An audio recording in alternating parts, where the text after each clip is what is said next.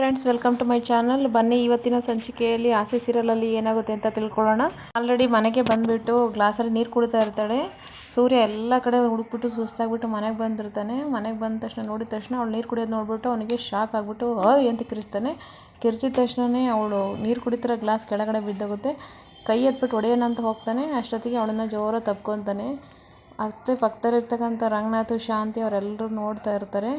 ಅದಕ್ಕೆ ಯಾಕೆ ಮೀನಾ, ಯಾಕೆ ಈ ಥರ ಮಾಡಿದೆ ಅಂತ ಕೇಳಿದ್ದಕ್ಕೆ ನಾನೇನು ಮಾಡಿದೆ ಅಂತ ಕೇಳ್ತಾಳೆ.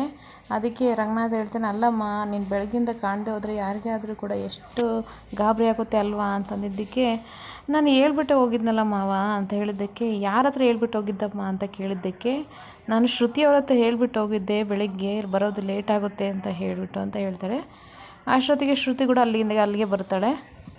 ಆವಾಗ ಶ್ರುತಿ ಹೇಳ್ತಾಳೆ, ನನಗೆ ನೀವು ಯಾವಾಗ ಹೇಳಿದ್ರಿ ಅಂತ ಮೀನನ್ನು ಕೇಳಿದಾಗ, ಬೆಳಗ್ಗೆನೇ ಹೇಳಿದ್ನಲ್ಲ ಶ್ರುತಿ ಅವರೇ ನಿಮಗೆ ಅಂತ ಅದಕ್ಕೆ ಶ್ರುತಿ ಹೇಳ್ತಾಳೆ, ನೀವು ನನಗೆ ಯಾವಾಗ ಹೇಳಿದ್ರಿ, ನನಗೆ ಹೇಳೇ ಇಲ್ಲ, ನೀವು ಯಾಕೆ ಸುಳ್ಳು ಹೇಳ್ತೀರಾ ಅಂತ ಹೇಳಿದ್ದಕ್ಕೇ ಅದಕ್ಕೆ ಸೂರ್ಯ ಎದ್ಕೊಂಡು, ಸೋಂಪಾಪುಡಿ ನಿಜ ಹೇಳು, ಅವಳು ಹೇಳಿರ್ತಾಳೆ, ನೀನೇ ಸುಳ್ಳು ಹೇಳ್ತಾ ಇದೆಯಲ್ವಾ ಅಂತ ರವಿಗೆ ಸೂರ್ಯ ಹೇಳ್ತಾ ಇದ್ದಾಗ ಶಾಂತಿ ಹೇಳ್ತಾಳೆ, ನೋಡು ಎಷ್ಟು ನಾಟಕ ಆಡ್ತಾ ಇದ್ದಾಳೆ, ಕೇಳ್ದಂಗೆ ಎಲ್ಲೋ ಫಿಲಮ್ ನೋಡಿಕೊಂಡು ಇವಾಗ ಬಂದು ಮತ್ತೆ ಆ ಶ್ರುತಿ ಮೇಲೆ ದೂರ ಹೇಳ್ತಾ ಇದ್ದಾಳೆ ಅಂತ ಶಾಂತಿ ಮೀನನ ಮೇಲೆ ಕೂಗಾಡ್ತಾಳೆ.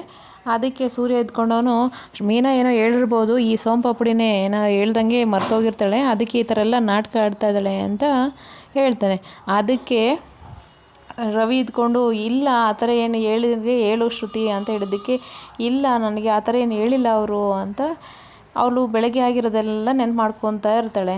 ಅದಕ್ಕೆ ಒಂದು ನಿಮಿಷ ಇರಿ, ನೀವು ಯಾವಾಗ ಹೇಳಿದ್ರಿ ಹೇಳಿ ನನಗೆ ಅಂತ ಕೇಳಿದ್ದಕ್ಕೆ, ಬೆಳಗ್ಗೆ ನೀವು ಕೂತ್ಕೊಂಡಿದ್ರಲ್ಲ ರೂಮಲ್ಲಿ, ಯಾವಾಗ ಬಂದು ನಿಮಗೆ ಹೇಳಿದ್ನಲ್ಲ ಅಂದಿದ್ದಕ್ಕೆ ಶ್ರುತಿ ಹೇಳ್ತಾಳೆ, ನೀವು ನನಗೆ ಬೆಳಗ್ಗೆ ಬಂದು ಹೇಳಿರೋದು ನಾನು ನೋಡೇ ಇಲ್ವಲ್ಲ ನಿಮ್ಮನ್ನು ಅಂತ ಹೇಳಿದ್ದಕ್ಕೆ, ಬೆಳಗ್ಗೆ ನೀವು ರೂಮಲ್ಲಿದ್ದಿರಿ, ಅವಾಗ ಬಂದು ನಾನು ನಿಮಗೆ ಹೇಳಿದೆ ಅಂತ ಹೇಳಿದ್ದಕ್ಕೆ, ನೀವು ಸರಿ ಅಂತ ಹೇಳಿದ್ರಲ್ಲ ಶ್ರುತಿ ಅವರೇ ಅಂತ ಮೀನಾ ಹೇಳ್ತಾಳೆ.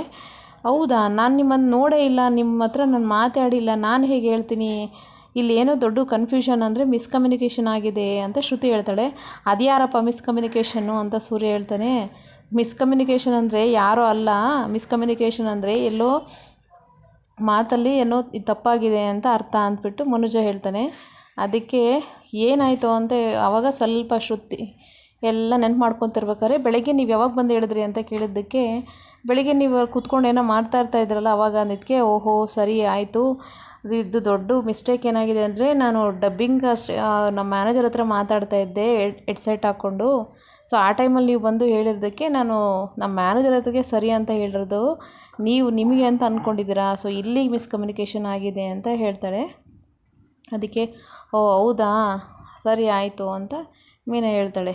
ಅದಕ್ಕೆ ಸೂರ್ಯ ಎದ್ಕೊಂಡು, ಈ ಹೆಡ್ಸೆಟ್ಗಳನ್ನೆಲ್ಲ ಒಳ್ಳೆ ಜ್ಯುವೆಲರಿ ಥರ ಕೊರಳಿಗೆ ಹಾಕ್ಕೊಂಡಿರ್ತಾರೆ, ಅದು ಹೆಂಗೆ ಗೊತ್ತಾಗುತ್ತೆ ಈ ಕಾಲದಲ್ಲಿ ಅಂತ ಹೇಳ್ತಾ ಇದು ಮಾಡ್ತಾ ಇರ್ತಾಗ ರಂಗನಾಥ್ ಹೇಳ್ತಾನೆ, ನಮ್ಮ ಕಾಲದಲ್ಲಿ ಇವೆಲ್ಲ ಇರಲಿಲ್ಲಪ್ಪ, ಈ ಕಾಲದಲ್ಲಿ ಇನ್ನೂ ಈ ಫೋನ್ಗಳು ಬಂದು ಮನುಷ್ಯರಿರ್ತಕ್ಕಂಥ ಸಂಬಂಧಗಳನ್ನೇ ಇದು ಮಾಡ್ತಾ ಇದ್ದಾವೆ ಅಂತ ರಂಗನಾಥ್ ಅವನ ಕಾಲದ ಕಥೆ ಎಲ್ಲ ಹೇಳ್ತಾ ಇರ್ತಾನೆ.